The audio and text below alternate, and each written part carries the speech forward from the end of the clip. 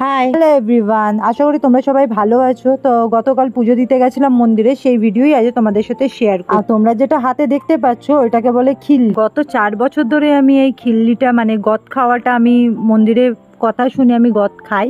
তো গদের মধ্যে দেখো আমি 3 রকম জিনিস নিয়ে নিয়েছি, তিনটে করে নিতে হয়। কলার মধ্যে দিয়ে এটাকে গলাদ্যিকরণ করতে হয়। 3টে উপকরণের মধ্যে ছিল একটা হচ্ছে আতপ চাল, একটা হচ্ছে জব, আর একটা হচ্ছে কলাই। মন্দিরে আমি কথা শুনে তারপরে এইটা গদটা খেয়ে বান্ধবীর সাথে চলে। গদটা খাওয়ার কারণ হচ্ছে আমি বড়দের মুখ দিয়ে শুনেছি যে আমরা সারা জীবন কিছু না কিছু অন্যভাবে কারোর মধ্যে অন্যায় করে থাকি। সেই অন্যায়ের নাক্ষর দেওয়াটাকেই আমরা গদ হিসাবে ঠাকুরের ক্ষমা প্রার্থনা করে আমরা এই গদটাকে গ্রহণ করি। তোমরা যারা বড়রা আমার থেকে আছো বা ছোটরা এই গদের ব্যাপারে আরও কিছু ইনফরমেশন জানলে অবশ্যই আমাকে বলো, আমার ভিডিওতে কমেন্ট করো। আর আমি আরও সমস্ত কিছু জানলে তোমাদের সাথে শেয়ার করবো। আমার ভিডিও ভালো লাগলে একটা লাইক, কমেন্ট, সাবস্ক্রাইব করে দিও। টাটা।